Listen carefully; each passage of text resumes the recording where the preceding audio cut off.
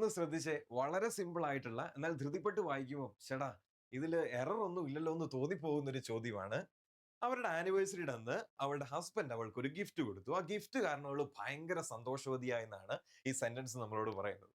C, എപ്പോഴാണ് gift കൊടുത്തത്? ആനിവേഴ്സറിയുടെ അന്ന് അല്ലേ?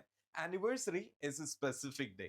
അപ്പം ആനിവേഴ്സറിയുടെ അന്നെന്ന് പറയുമ്പോൾ ഇൻ ദെയർ ആനിവേഴ്സറി എന്നല്ല പറയേണ്ടത്. We should definitely say on their anniversary. അപ്പൊ ഇവിടെ കറക്റ്റ് ആയിട്ട് വരുന്നത് ഇൻ അല്ല, ഓൺ ആണ്.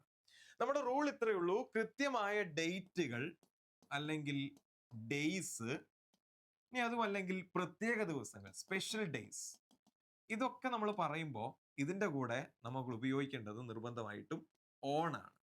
Okay. For example, we usually say on someone's birthday, on someone's anniversary, on Monday, on Tuesday, on Sunday, etc. ഈ ഓണിനെ നിങ്ങൾ എപ്പോഴും ഒരു കലണ്ടറുമായിട്ട് അസോസിയേറ്റ് ചെയ്യുക. So that you will find it easy to remember. Okay. അപ്പം ഇന്ന് എവിടെയാണ് ഉപയോഗിക്കുക? കൃത്യമായ ഒരു കാലപരിധിക്കുള്ളിൽ എന്ന് കാണിക്കുമ്പോൾ മാത്രമേ നമ്മൾ ഇന്ന് ഉപയോഗിക്കാൻ പാടുള്ളൂ. കുറച്ചും കൂടി വ്യക്തതയോടെ പറയുകയാണെങ്കിൽ വർഷങ്ങൾ, ഇതൊക്കെ ഓരോ കാലപരിധികളാണ് കേട്ടോ. മന്ത്സ്, അതുപോലെ സീസൺസ്, ലോങ് പീരീഡ്സ്.